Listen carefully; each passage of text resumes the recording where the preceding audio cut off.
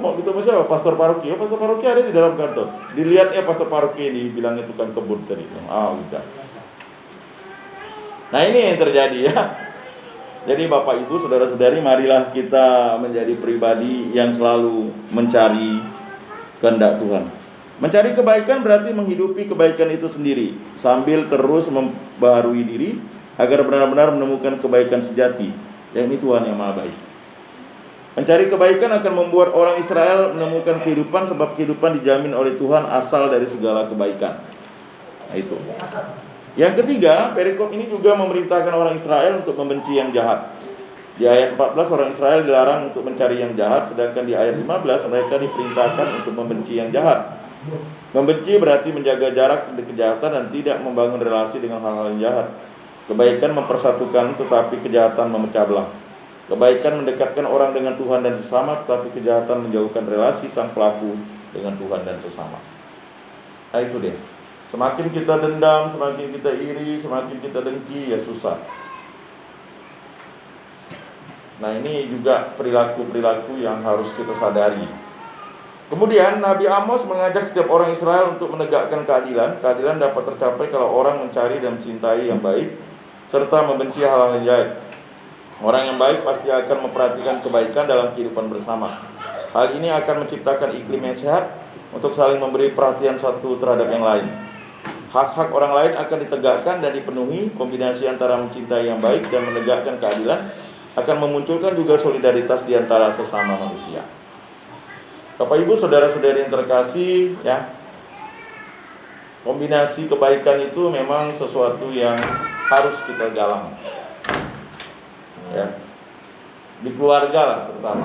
Jangan sampai kebaikan di keluarga itu menjadi terhenti gara-gara persoalan sepele, ya. Persoalannya kan biasa kan di keluarga ini kan remeh-temeh sebenarnya persoalannya. Apalagi ya namanya keluarga, ya, pihak istri, pihak suami.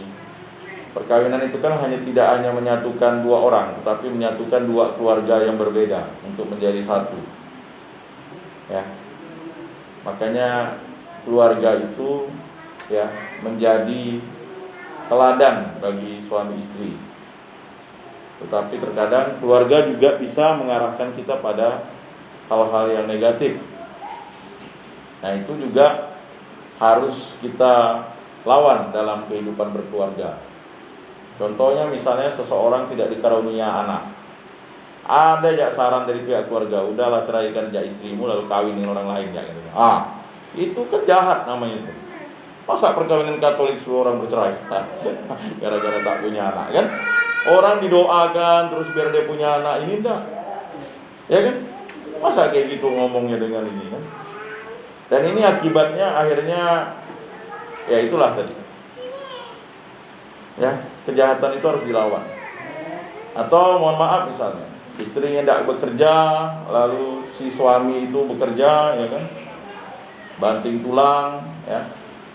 Lalu si istri hanya tinggal di rumah, ya kan? Nah, itulah kamu. Dulu kan udah disarankan untuk kawin dengan orang yang punya kerja.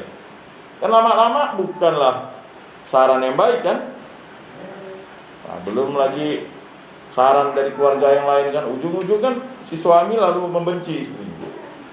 Ya kan, istri akhirnya dibuat semena-mena. Ya kan? Nah, ini sering terjadi. Makanya kita sebagai keluarga harus memberikan nasihat yang baik. Nasihat yang menyatukan suami istri itu menjadi satu daging dan justru menjaga keutuhan rumah tangganya. Karena ketika menerima sakramen perkawinan, tidak boleh lagi terlontar di kata-kata kita untuk, ya, menceraikan itu. Ya kan, apa yang dipersatukan Allah tidak boleh diceraikan oleh manusia. Kadang yang repot ini, kawin secara Katolik lalu cerai adat, dari mana pasalnya? Kalau dia pernah kawin adat, oke lah. Tidak pernah kawin adat lalu diceraikan adat, dari mana pasalnya? Nah ini harus dipahami sebagai konteks bahwa kebaikan itu harus terus diselenggarakan berdasarkan kehendak Tuhan. Keadilan harus ditegakkan di pintu gerbang. Pada zaman dahulu, pintu gerbang merupakan tempat di mana orang banyak berkumpul dan karenanya menjadi tempat penyelesaian masalah-masalah umum. Maksud utama memilih pintu gerbang kota adalah supaya masalah yang terjadi dapat diketahui oleh banyak orang, kasusnya menjadi terang-benderang. Ya baik, apalagi misalnya kayak Pak Haidar ini kan keluarga baru kan, butuh dukungan, butuh semangat, ya butuh sharing ya. Tidak boleh menutup diri dalam suatu persoalan-persoalan keluarga ya kan, harus dibicarakan dengan keluarga ya kan, dikomunikasikan. Karena masalah itu akan menjadi terang benderang ya kan. Apalagi kalau masalah-masalahnya yang sifatnya menyangkut pertemanan, perkawanan ya kan. Sekarang ini kan mudah sekali orang itu cemburu gara-gara masalah sepele. Gara-gara selfie, foto di belakang ada cewek, padahal cewek itu juga tidak kita kenal gitu kan. Tersebar di Facebook di mana-mana, wah inilah kan. Dan ini bisa berakibat fatal kalau pihak keluarga tidak memiliki pemahaman yang repot gitu. Ya kan? Kalau tidak lihat Facebook sih tidak masalah kan. Tapi kalau foto yang tersebar di Facebook kan susah kan.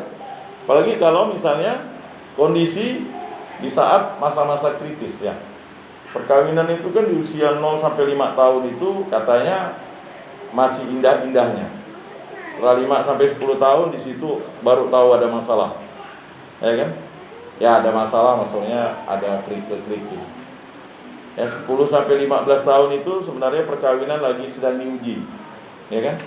Karena katanya orang sudah masuk ke fase bosan. Mengapa bosan? Karena yang dipikirkan adalah kehidupan anak misalnya. Lanjut 15 sampai 20 tahun itu di situ ya masa sangat idealis. Si suami sibuk kerja untuk mencapai karir kan, kalau udah masuk ke usia itu kan. Kemudian si istri juga lebih fokus kepada anak, suami tidak dapat perhatian. Nah, maka jangan heran misalnya ya, kakek nenek bisa berpisah. Bayangkan perkawinan sudah 25 tahun, 30 lalu pisah pula. Ya. Itu faktor penyebabnya adalah karena ya, perasaan itu tidak dikelola. Kadang kita sebagai suami itu kan tidak memahami perasaan istri. Ya, ada suatu drakor drama Korea yang bagus. Rupanya kalau istri itu kalau sudah menopause, itu dia benci dengan suaminya. Oh, iya kan? Tapi kan suami itu kan tidak mau tahu ya. Ya kan? Ada pada masa itu gitu. Ya kan, kita kan harus belajar juga psikologi. Karena perempuan kalau menopause itu rupanya apa yang dilakukan itu memang hampa. Ya itulah perasaan emosional. Nah begitu juga dengan pihak laki-laki. Ada suatu titik laki-laki itu menjadi ya kan bukan bosan dengan istrinya, memang seakan-akan tidak memiliki hasrat gitu. Nah itu juga harus dikelola. Ya pandai-pandailah untuk berbagi sharing. Nah komunikasi itu yang penting. Jangan curhat dengan kawannya kan begitu. Ini bahaya. Curhatlah kepada orang yang terdekat, tapi sebenarnya penyelesaian suami istri itu harus bersama gitu. Rupanya ya dikomunikasikan saja. Kalau orang tua itu sebenarnya hanya mendengarkan saja sebenarnya. Itu pun sebenarnya orang tua itu tidak perlu lagi mendengarkan masalah kita sebenarnya. Karena orang tua sudah percaya bahwa ketika kita berkeluarga, kita adalah pribadi dewasa. Ya kan? Masalah-masalah kecil ya kan, masalah belatan diceritakan dengan mama sendiri kan susah juga nanti. Ini kan harus dipahami. Apalagi ketika kita membina keluarga itu, memang sesuatu itu repot, ya. Misalnya memiliki anak lebih dari satu kan pasti merepotkan. Kalau tidak ada yang membantu kan. Ya kita paham lah, ya. Tinggal di kota ini anak tuh rata-rata lah paling banyak lah. Kawan saya paling banyak ya 6 anaknya di kota. 5 ya kan, saya 3 gitu, ya kan. Nah, jadi anak-anak di kota nih ada yang 1, 2, 3, tidak banyak anaknya. Tapi repotnya sama, karena yang masalah yang dihadapi itulah adalah masalah-masalah perkotaan yang membawa dampak pada ya keluarga kita masing-masing. Nah itu juga harus dipahami. Nah Bapak Ibu, saudara-saudari yang terkasih, cukup panjang lebar kita membahas ini. Mengapa? Karena disesuaikan konteks kita sebagai lingkungan yang sedang mengarahkan keluarga-keluarga baru untuk hidup bersekutu koinonia. Baik, Ada pertanyaan, apakah saya tetap berlaku adil dan benar terhadap sesama selama masa pandemi ini? Nah, ini mungkin bisa dijawab oleh kita ya. Lalu yang kedua, ketika menemukan ketidakadilan, apa usaha saya untuk melawan ketidakadilan tersebut? Yang ketiga, apa yang dapat saya buat untuk meningkatkan solidaritas dengan sesama yang amat terdampak oleh situasi pandemi sekarang ini? Kemudian yang keempat, bagaimana saya dapat menjembatani kesenjangan sosial yang terjadi di dalam lingkungan saya? Jadi ada 4 mungkin yang bisa dijawab. Mungkin Pak Haidar dulu lah jawabnya, karena sebagai keluarga baru ini kan pasti ada solusi. Pemahaman tentang keluarga kan mungkin sangat indah lah kan gitu, idealis lah. Silakan Pak. Ya, yang pertama, apakah saya tetap berlaku adil dan benar terhadap sesama selama masa pandemi ini? Ya, kan?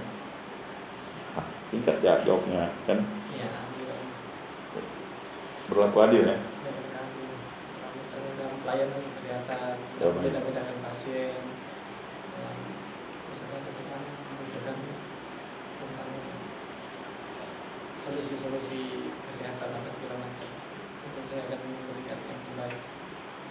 Baik, ketika menemukan ketidakadilan, apa usaha yang Pak Haidar untuk lawan?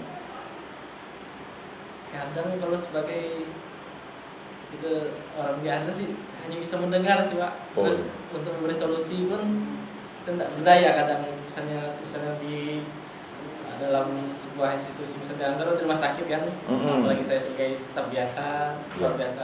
Kadang di tingkatan lebih atas kan ada kadang. Baik. Jadi seperti itu. Lalu bagaimana untuk meningkatkan solidaritas dengan sesama yang amat terdampak oleh situasi pandemi sekarang ini? Dengan melakukan misalnya sama teman, misalnya kegiatan-kegiatan lingkungan seperti ini. Baik. Kemarin saya tergugah dengan sharing Pak Haidar waktu pertemuan pertama ke Pak Miki. Saya harus mencari kegiatan rohani karena saya sibuk dengan pekerjaan saya kan. Nah, itu sesuatu yang mulia gitu, yang harus dipertahankan Pak. Mencari komunitas itu penting, komunitas sesama iman itu untuk dapat menguatkan dan sharing. Itu luar biasa. Yang keempat, bagaimana saya dapat menjembatani kesenjangan sosial yang terjadi dalam lingkungan saya? Ya, memediasinya gimana gitu. Sulit ya? Sulit. Sulit. Bu Haidarnya mana nih? Belakang. Oh, di belakang. Mungkin kita dengar dari Pak Ketua Lingkungan lah dulu, karena beliau ini udah berpengalaman, masih muda, pengalaman ini luar biasa nih beliau nih. Dia perkawinannya lebih lama loh dari saya. Silakan Pak. Baik, terima kasih. Mungkin berhubungan dengan teks, saya tidak terlalu dengan pertanyaan Ya. namun tetap ada mengacu ke pertanyaan tersebut. Ya, puji syukur Bapak Ibu, saudara kasih semua bahwa saat ini kita sebagai umat Katolik dimanapun kita berada, kita boleh kembali berkumpul bersama mengadakan kegiatan ibadah di gereja maupun di rumah-rumah. Ya. Pada saat awal-awal pandemi, ya, kita rasakan bahwa kita begitu takut. Ya. Kita begitu takut karena kita mendengar cerita, bahkan mungkin ada yang menyaksikan sendiri keluarga yang ditinggalkan pergi, ya, karena wabah virus COVID-19, ya. Dan tentunya kalau misal kayak Pak Haidar, orang-orang kesehatan, pasti dia sangat memahami kondisi itu, di mana mereka bekerja keras untuk menyelamatkan pasien dan ya nyawa-nyawa orang-orang yang bisa mereka tolong tentunya. Kemudian ketika kondisi itu terjadi, kita merasa kita begitu mendekatkan diri pada Tuhan waktu itu. Ya, kita berkumpul bersama keluarga tiap malam berdoa, mendaraskan doa rosari atau tiap malam kita merasa kita begitu dekat dengan Tuhan, sehingga kita tiap saat bisa berkumpul. Karena ketika terjadi kondisi itu kita nggak kemana-mana, kita dikumpulkan dalam keluarga kita yang tadinya kita contoh lah, misalnya mungkin kalau di tempat kita di Pontianak ini kalau kerja masih nggak begitu terasa lah ya, pagi pulang malam ya. Kalau kita mendengarkan ya, saya ada beberapa teman di kota besar misalnya di Jakarta ya, ketika bekerja itu pergi kerja anak masih tidur, pulang kerja anak sudah tidur lagi. Sehingga si anak itu lebih kenal sama mungkin baby sisternya ya, sama bapaknya mungkin dia nggak tahu, bisanya dipanggil dia om. Karena yang tadi kesibukan yang namanya mencari kehidupan ya, untuk hidup ya. Namun ketika barang itu kita cari terus ya, kok nggak cukup kalau kita tidak mendekatkan diri kepada Tuhan. Makanya di sini di Amos bab 5 ayat 14 sampai 17 yang kita dengarkan di sini, carilah yang baik dan jangan yang jahat.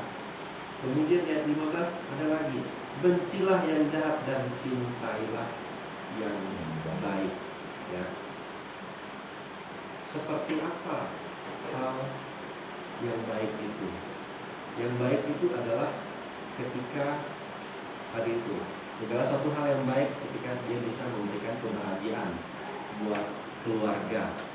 Seorang ayah ketika bekerja pastinya untuk memenuhi kehidupan masa depan, terutama untuk orang-orang yang dicintai ya, untuk anak dan istri. Kalau misal kita sebagai anak yang tua, yang tua atau yang kedua ya, saya kebetulan anak yang tua, tanggung jawab biasa lebih besar.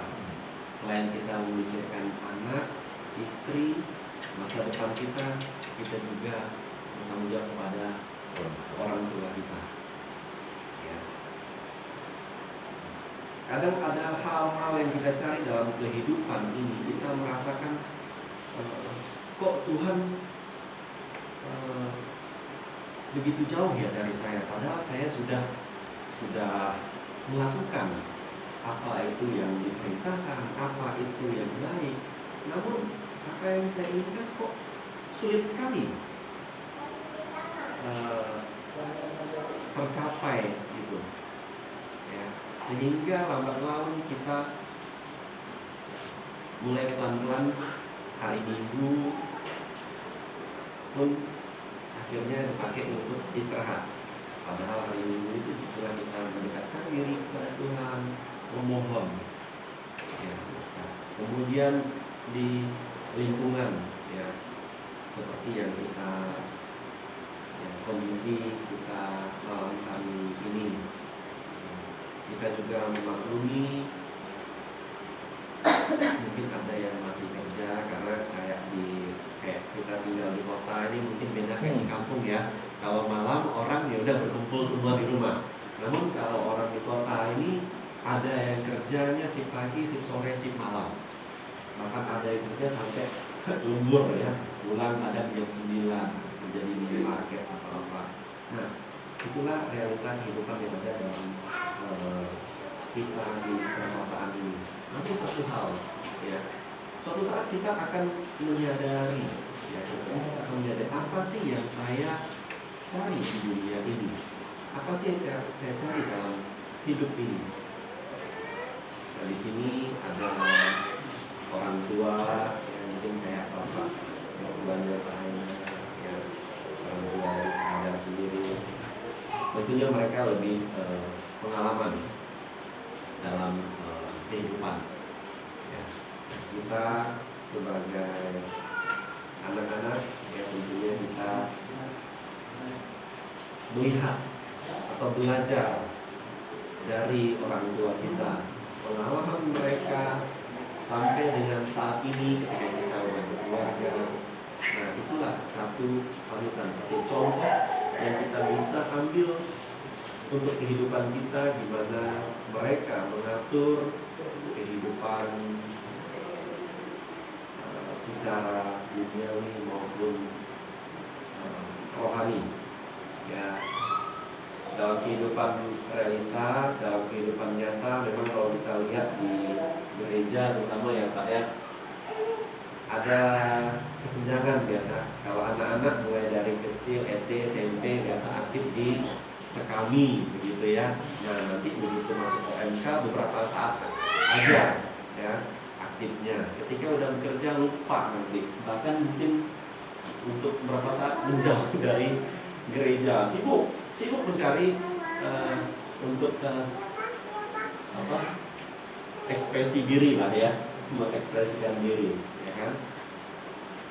Nah, sehingga banyak hal-hal yang terjadi seperti yang tadi diceritakan, apalagi zaman media sosial seperti saat ini. Disitulah kita perlu saling menguatkan, disitulah kita perlu saling menuntun, ya, mendekatkan diri terhadap sesama kita, ya. Karena keluarga yang terdekat, kalau kayak kita di tempat kita berwarna seperti itu adalah kalau misalnya dia dengan orang gereja, disitulah keluarga terdekat kita.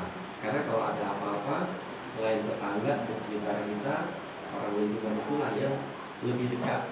Kalau misalnya keluarga di kampung kan mungkin butuh waktu kalau ada apa-apa ya Pak ya. Nah, di sini inilah tempatnya.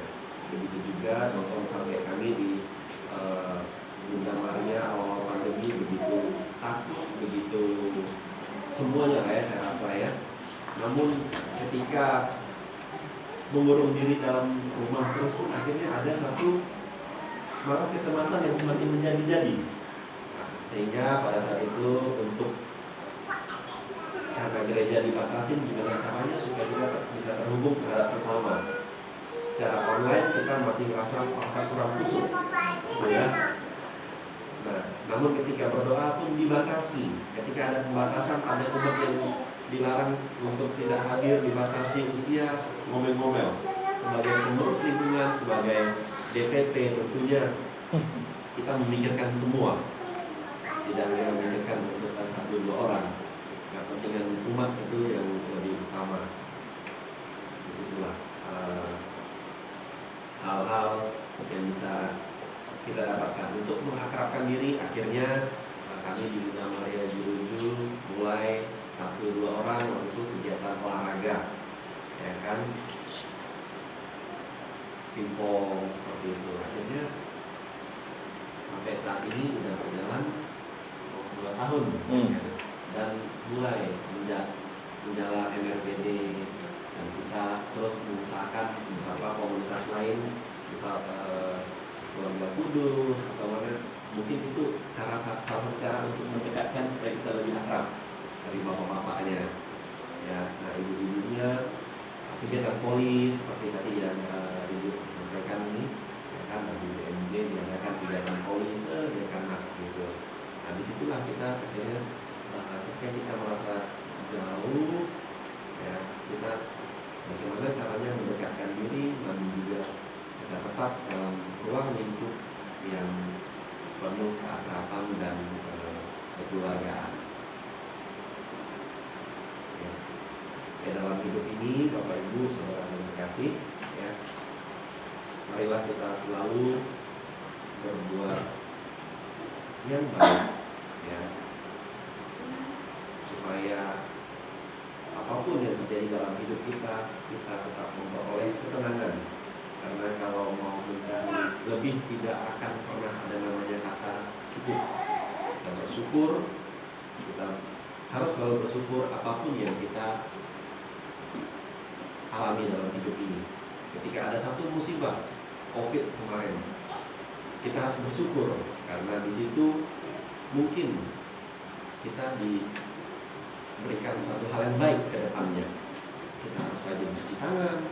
Kalau ada keluarga kita yang sakit, batuk, pilek atau apa, ya minimal itu harus pakai masker di rumah. Ya, kalau sebelumnya mungkin biasa-biasa aja gitu kan. Namun dengan kondisi yang ada ini kita belajar, ya kita harus sering cuci tangan, ya, bawa hand sanitizer untuk membersihkan diri dan lain-lain. Ya. Baik Bapak Ibu, mungkin cukup panjang lebar dari saya. Terima kasih untuk waktunya. Demikian Bapak Ibu, terima kasih. Baik, jadi kita batasi dua saja ya Bapak Ibu ya, karena waktu juga. Dan marilah kita menyampaikan doa kita, keluarga Pak Haidar. Mohon doa untuk rumah yang mereka tinggali ini. Semoga rumah ini memberikan rahmat dan berkat yang bersumber dari Allah, karena rumah itu adalah tempat kita tinggal, tempat kita berteduh.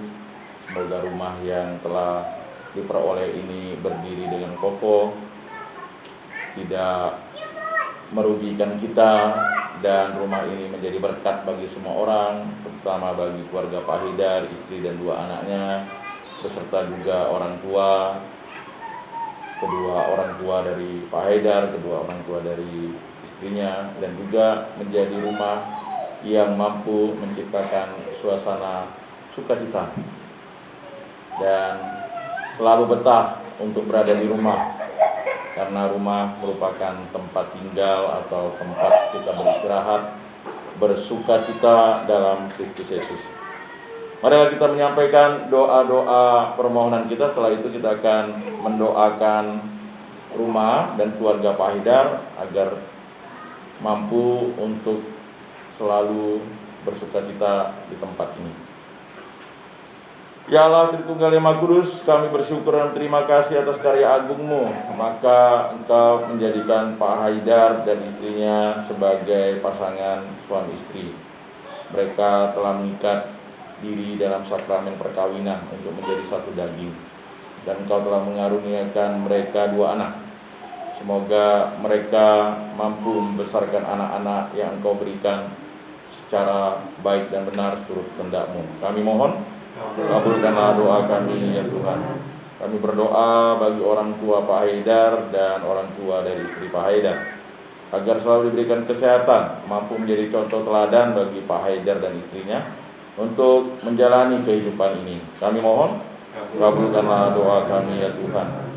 Kami juga berdoa agar lingkungan tempat tinggal Pak Haidar ini kondusif, aman, nyaman, tidak diganggu oleh maling, dan selalu menjadi tempat tinggal yang penuh sukacita, kebahagiaan dalam Kristus Yesus. Kami mohon, kabulkanlah doa kami ya Tuhan.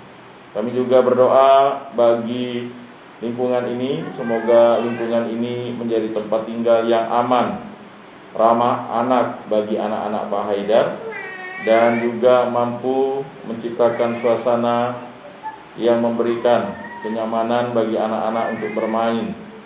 Jauhkanlah dari musibah, hindarkanlah dari segala mara bahaya, dari kecelakaan, dan biarlah rahmat-Mu serta para malaikat pelindung-Mu selalu melindungi keluarga Pak Haidar dan anak-anaknya yang berada di tempat ini. Kami mohon, kabulkanlah doa kami ya Tuhan.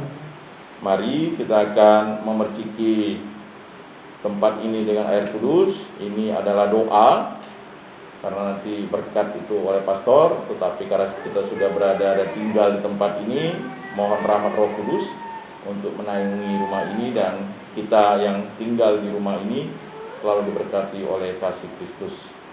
Untuk memerciki ini, mohon untuk suami Pak Haidar dan istri, satu memegang salib, satu memegang lilin. Dan mohon Pak Meki memimpin, boleh lagu atau doa Salam Maria. Mari. Salam Maria, Tuhan sertamu, terpujilah engkau di antara wanita, dan terpujilah buah tubuhmu Yesus.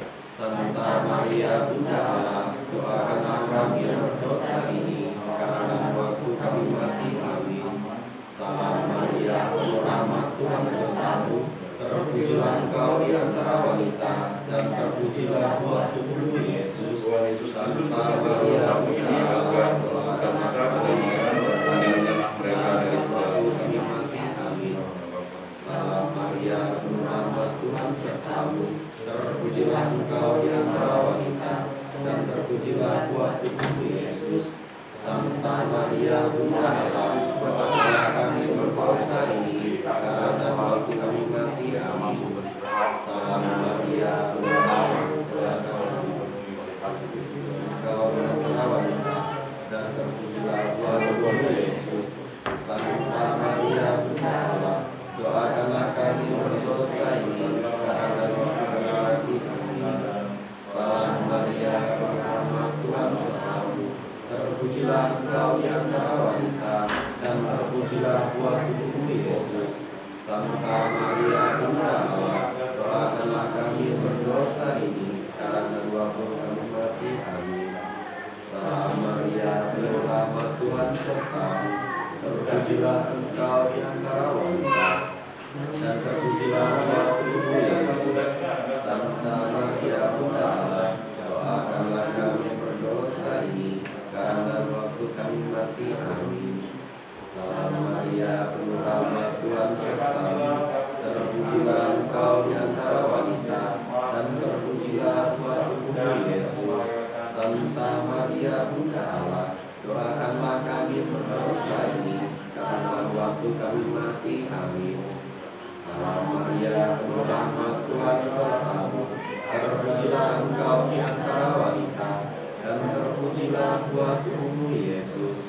Santa Maria Bunda Allah, doakanlah kami berdosa ini sekarang dan waktu kami mati. Amin. Salam Maria, penuh rahmat, Tuhan sertamu, terpujilah engkau di antara wanita, dan terpujilah buah tubuhmu Yesus. Santa Maria Bunda Allah, doakanlah kami berdosa ini sekarang dan waktu kami mati. Amin. Kemuliaan kepada Bapa dan Putra dan Roh Kudus, seperti pada permulaan, sekarang, selalu, dan sepanjang segala abad. Amin. Terpujilah nama Yesus, Bunda Maria, dan Santo Yosef, Sekarang dan selama-lamanya. Marilah kita satukan semua doa permohonan kita dan doa untuk rumah ini dengan doa yang diajarkan oleh Tuhan Yesus Kristus. Bapa kami yang ada di surga, dimuliakanlah namamu, datanglah kerajaan-Mu, jadilah kehendak-Mu di atas bumi seperti di dalam surga. Berilah kami rezeki pada hari ini, dan ampunilah kesalahan kami, seperti kami pun mengampuni yang bersalah kepada kami. Dan janganlah masukkan kami ke dalam pencobaan, tetapi bebaskanlah kami dari yang jahat. Amin. Marilah kita menyampaikan salam damai. Salam damai. Marilah kita berdoa, doa penutup. Tuhan, kami berterima kasih atas sabda-Mu yang meneguhkan kami, terutama atas rahmat-Mu untuk Pak Haidar beserta istri, anak-anak dan keluarga besarnya. Semoga rumah yang mereka diami ini selalu menjadi tempat yang aman, nyaman, damai, dan penuh sukacita untuk mereka memadu kasih dan membesarkan anak-anak serta membahagiakan keluarga besar mereka. Semoga kami senantiasa mencari sabda-Mu dan menghidupinya dengan konsekuen, sehingga kami selalu diantar untuk melakukan yang baik, menciptakan keadilan dan menolong sesama yang membutuhkan bantuan kami. Demi Kristus Tuhan dan pengantara kami. Amin. Marilah kita memohon berkat Tuhan. Semoga Tuhan beserta kita sekarang dan selama-lamanya.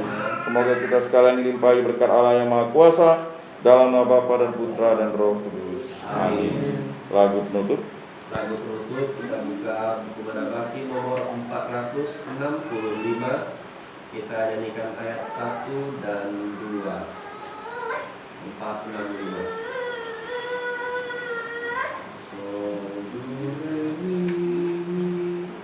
3, 2, 1. Aku dengar bisikan suara-Mu menggema lembut di dalam batinku. Sungguh